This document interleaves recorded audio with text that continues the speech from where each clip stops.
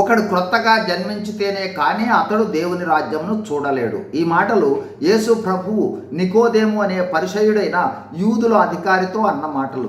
నికోదేము నిష్ఠగల పరిసయ్యుడు, bishop స్థాయి అధికారి, యూదుల ఆచారాలన్నింటినీ పాటిస్తూ ఉపవాస క్రమాలు చేస్తూ దశమ భాగాలను ఇస్తూ ఉన్న అధికారి. అతడు అర్ధరాత్రి యేసు ప్రభు దగ్గరకు వస్తే యేసు ప్రభు అన్న మాటలు, నీవు క్రొత్తగా జన్మిస్తేనే కానీ దేవుని రాజ్యమును చూడలేవు. అంటే ఆచారాలు, క్రమాలు, నియమాలు, పద్ధతులు పాటించడం వల్ల దేవుని రాజ్యంలో ఎవరు ప్రవేశించలేరు. మరో విధంగా ప్రార్థన చేయుట, ఉపవాసాలు చేయుట, ఆరాధన చేయుట, సేవా కార్యక్రమాలు చేయుట, పూజలు చేయుట, దశమ భాగాలు ఇచ్చుట, దేవుని సేవకులకు, మందిరాలకు ధన సహాయము మొదలైన మంచి కార్యాలు లేదా పుణ్య కార్యాలు పరలోకంలోనికి తీసుకుని వెళ్ళలేవు. అవన్నీ మంచివే కానీ దేవుని రాజ్యాన్ని ఇవ్వలేవు. క్రొత్తగా జన్మించుటయే అందుకు మార్గమని యేసు ప్రభు అంటూ ఉన్నారు. ఏమిటి నూతన జన్మ అంటే? నూతన జన్మ అంటే ఆధ్యాత్మిక పునర్జన్మ. దీనికి కారణము యేసు ప్రభు వారి సువార్తను వినుట, పరిశుద్ధాత్మ కార్యము జరుగుట. ఎక్కడ సువార్త అంటే యేసు ప్రభు వారి మరణ, భూస్థాపన, పునరుద్ధానముల రక్షణ సువార్త విడుదలవుతుందో ఆ సువార్త విన్న వారిలో పరిశుద్ధాత్ముడు కార్యం చేస్తాడు.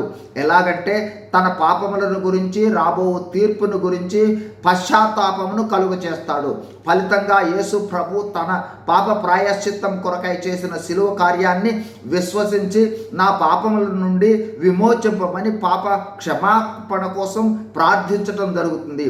ఫలితంగా పాపముల నుండి విమోచించబడిన అనుభవం వస్తుంది. అప్పుడు పరిశుద్ధాత్మ లేదా దేవుని ఆత్మ మానవుని ఆత్మలోనికి వచ్చి వానిలో ఉన్న ఆత్మను జీవింపచేస్తుంది. ఫలితంగా ఆత్మ సంబంధమైన నూతన జన్మ అనుభవంలోనికి వస్తారు. నూతన జన్మ అనుభవంలోనికి వస్తే రాతి గుండె మెత్తనిదిగా మారుతుంది. వేష భాషలు, స్వభావము సమస్తము క్రొత్తదవుతుంది. దేవుని రాజ్య వారసులవుతారు. పాత స్వభావాన్ని, నైజాన్ని అసహ్యించుకుంటారు. దేవునికి ఇష్టమైన, దేవుడు మెచ్చుకునే ఆధ్యాత్మిక జీవితం కలిగి భిన్నమైన వ్యక్తులుగా దేవుని ఆజ్ఞలను పాటిస్తూ పాపాలను అసహ్యించుకుంటూ పవిత్రంగా జీవిస్తారు. ఈ నూతన జన్మ అనుభవం అనేది మానవులందరికీ అవసరం. ఎందుకంటే పరలోకం మానవులందరి కోసం కాబట్టి. యేసు ప్రభువును విశ్వసించండి, క్రొత్త జన్మము కలిగి జీవించండి, పరలోకంలో ప్రవేశించండి. God bless you. Thank you.